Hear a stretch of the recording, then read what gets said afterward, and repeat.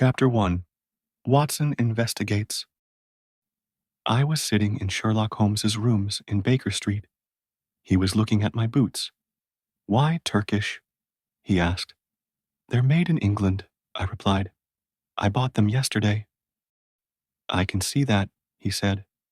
"Anyway, I didn't mean your boots. I meant the bath.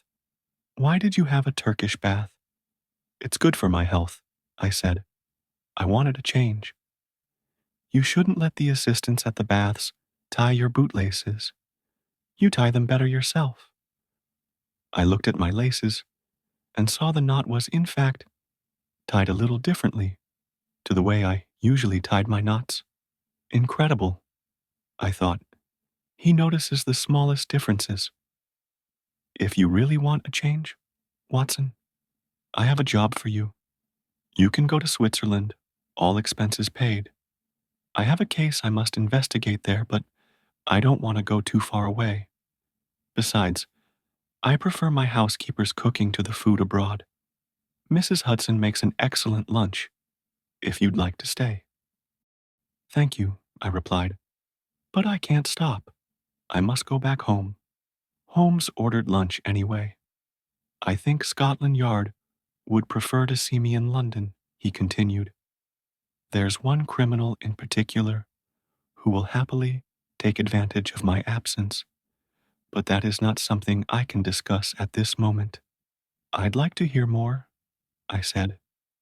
"Lady Frances Carfax," he began, "the daughter of the late Earl of Rufton, is around 40 years old.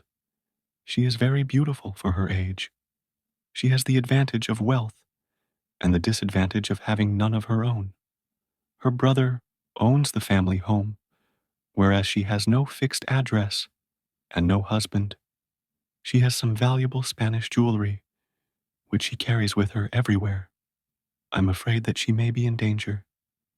"I don't understand," I said. "Is Lady Frances Carfax in Switzerland?" "An interesting question," he replied. "Is she there or somewhere else? Is she alive or is she dead? Her family last heard from her more than 5 weeks ago. She has a friend in England she often writes to. She has had no letters from her." "Has anyone seen her?" I asked. "She went into a bank in Switzerland 4 weeks ago and wrote a check for £50 to her maid. Send me a telegram if you find out more information." Holmes gave me an address of a hotel in Lausanne. "Holmes, are you really asking me to investigate?" "Of course. Here, I have a first-class ticket you can have. Now, shall we eat?" 2 days later, I arrived at the hotel in Lausanne. I found out that Lady Frances often stayed there. She was a lovely lady. She was interested in books, and she often went for walks on her own.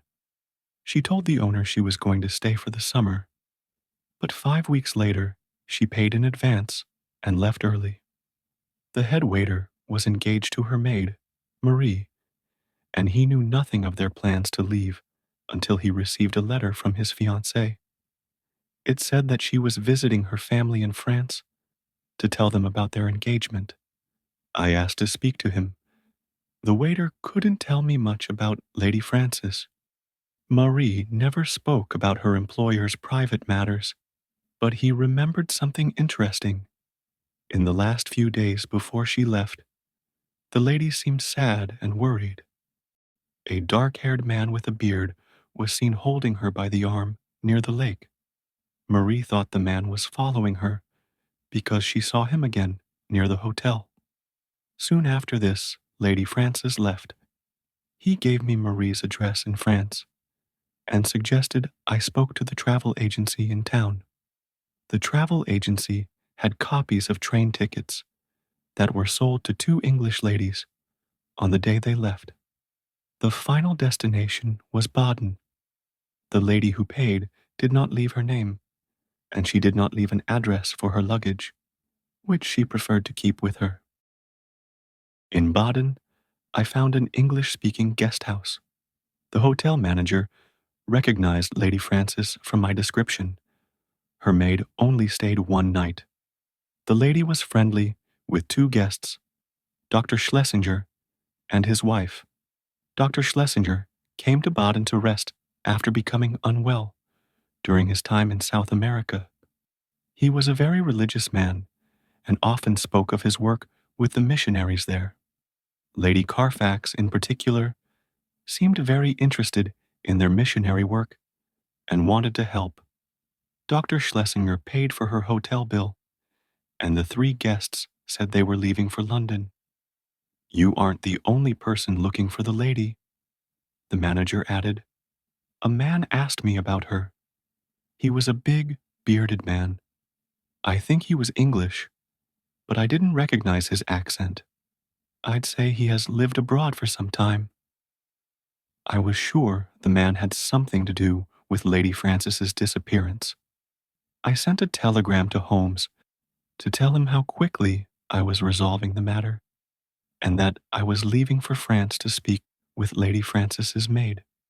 I received a telegram in return, asking for a description of Dr. Schlesinger's left ear. I didn't like Holmes's strange idea of a joke. I decided to continue with my investigations. The maid lived in a small village, and I quickly found her house. When I explained that her mistress was missing, she was very upset and told me everything I needed to know. I am so sorry, she said. The mistress was angry at me for leaving, and we argued. When I left, she gave me a letter. There was a check for £50 as a wedding present. She's such a kind lady, but she has not been the same since she saw that man by the lake in Lausanne. Which man? I asked. Describe him to me.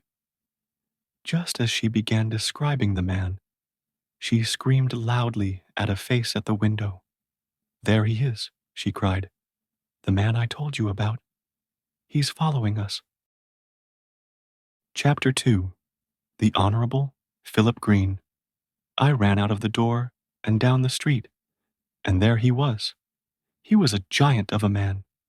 He was tall with wide shoulders, a dark beard and big dark brown eyes. His skin was brown from the sun. Who are you? I asked. Why do you want to know? He replied. I'm looking for Lady Frances Carfax. She is missing. What have you done to her? What have I done to her? He repeated angrily. He put his hand on my throat and held it there until I couldn't breathe. I pushed him away, but he held it tighter. Then a man came running towards us from the cafe opposite. Stop, he cried. He hit the bearded man on the arm, and he let go of me. It's lucky that I came, he said. Is there anything you've done right in this investigation? I turned around, and to my surprise, I saw that the man was Holmes. You sent me here, I shouted. I expect your investigations would be much better. My investigations were better, he replied. I found someone who can help us, and you started a fight with him. This man is following Lady Frances's maid. He knows where Lady Frances is. Good. Well, let's ask him politely, said Holmes. Let me introduce you to the Honorable Philip Green, a family friend of Lady Frances Carfax. I'm so sorry, sir. I'm losing my mind, Green cried.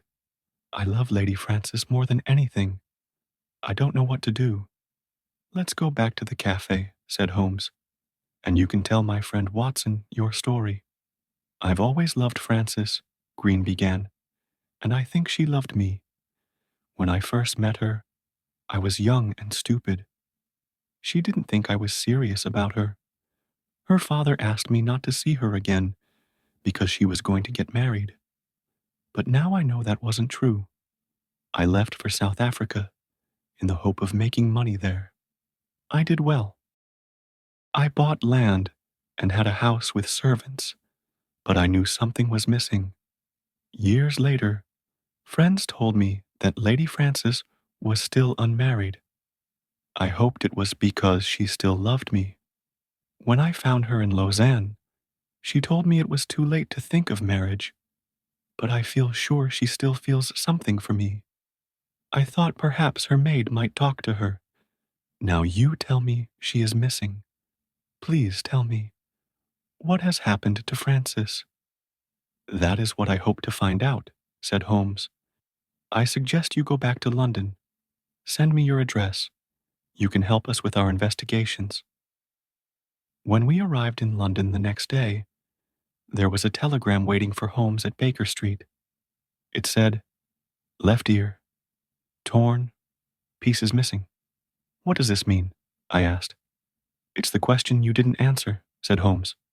What does Dr. Schlesinger's left ear look like? Fortunately, I sent it to the hotel manager. He remembered. I don't understand, I said. Dr. Schlesinger's left ear was bitten in a fight. He is better known to the Australian police by the name of Holy Peters. Mr. Peters has spent years becoming friendly with lonely ladies who do good work. He tells them their money is for his religious work. One lady, who he calls his wife, left with him for South America. He stole from people who were dying. By the time the missionaries found out, they were on a ship to Europe. The longer Lady Frances stays with them, the more danger she is in. In a big city like London, Peters and his wife disappeared like they never existed. It was a week before one of Sherlock Holmes's contacts arrived at the door with information. A man wearing religious clothes and matching the description of Peters was seen selling an old Spanish necklace. The man looked pleased with the money he received and said that he had more jewelry at home. He would come back the next day. On hearing this news, Sherlock Holmes asked the Honorable Philip Green to come to Baker Street. I must help, Green said. I can't sit and do nothing. Did you see a couple with Lady Frances in Baden? Yes, he replied. And did they see you? No, I just followed. I didn't want to be seen. Then you must do exactly as I say. Tomorrow, they will try and sell more jewelry. I want you to follow them. Come back here and tell me everything you see. Do not speak to anyone. The next day, Green returned with the news. We've got him, he cried excitedly. His wife sold another necklace an hour ago. I followed her down the street. She went to an undertaker. The door was left open, and I listened to their conversation. The wife wanted something, but it wasn't ready yet. The size is unusual, the woman in the undertaker's repeated. It must be ready soon, his wife said. I followed her back to their house. Did you look inside? Asked Holmes. No, the curtains were closed. I waited for 3 more hours, and then I saw 2 men arriving at the house with a coffin. Mr. Holmes, what if the coffin is for Lady Frances? Excellent work, Green, said Holmes. Leave the rest to us. Watson, let's go. There is not a moment to lose. On the way to the house, Holmes talked excitedly about the case. We have 2 possible options here, Watson. Either she is alive, or she is dead. Let's imagine they have sold all her jewelry. If she was still alive, she would go to the police, so they'd have to kill her. If they want to bury her in a coffin, they'll need a death certificate. Did the doctor think it was a natural death? I'm guessing it was some type of poison. Or the doctor wasn't a real doctor. Stop the cab here, please, he shouted to the driver. Chapter 3. An Unusual Coffin. I knocked loudly on the door of the house. A pale, thin lady answered. I want to speak with Dr. Schlesinger, Holmes said. He doesn't live here, the lady said. Holmes put his foot in the door and held it open. A bald, red-faced man appeared. I knew straight away that he was the man we were looking for, because I recognized his torn ear. My name is Mr. Peters, he said politely. There is no one called Dr. Schlesinger. in this house. I think there must be a mistake, gentlemen. I don't have time for this, cried Holmes. If you're not the man I'm looking for, then I'm not Sherlock Holmes. Where is Lady Frances Carfax? Mr. Holmes, you say?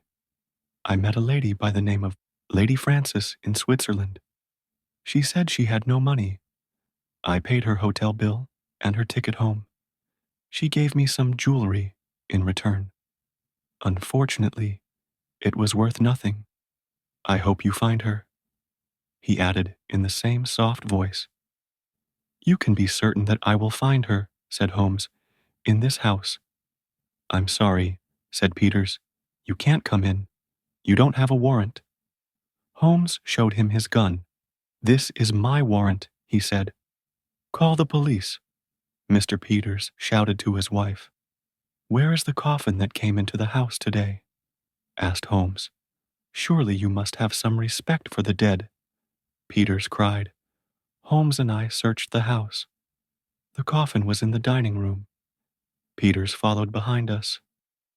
Open the coffin, shouted Holmes. Never. I won't open a closed coffin, he replied. Then I will, said Holmes. He took out a knife. Watson, help me lift the lid, please.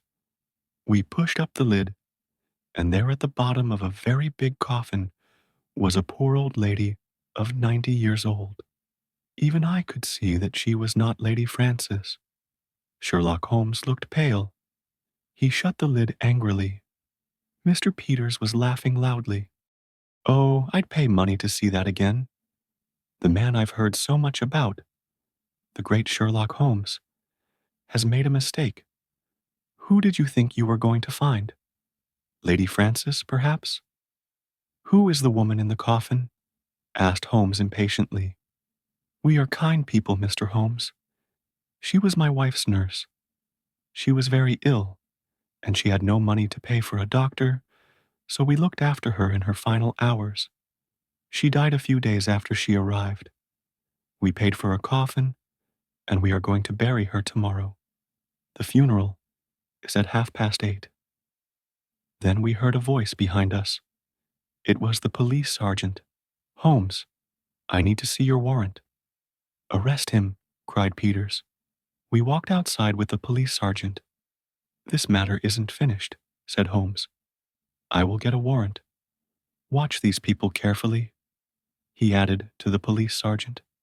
Don't let them leave the house.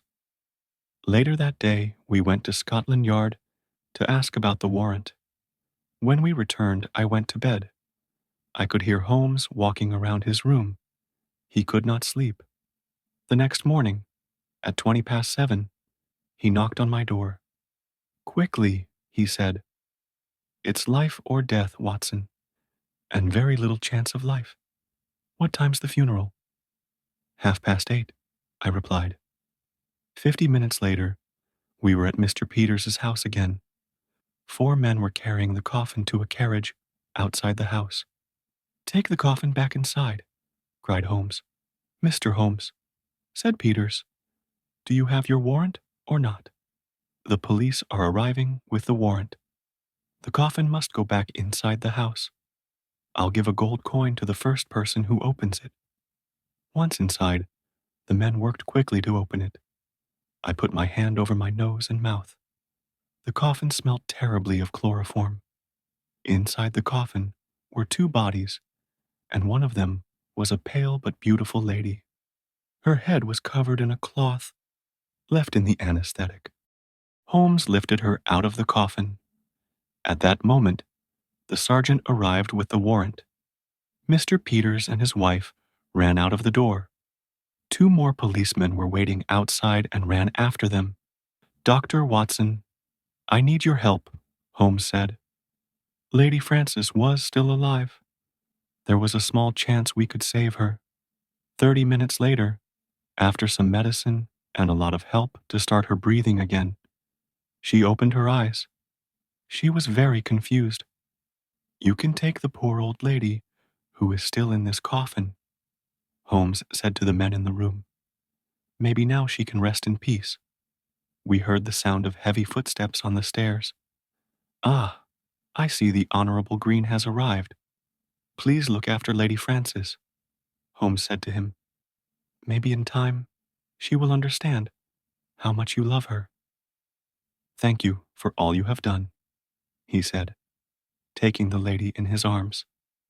When we returned to Baker Street, Holmes was quick to discuss the details of the case.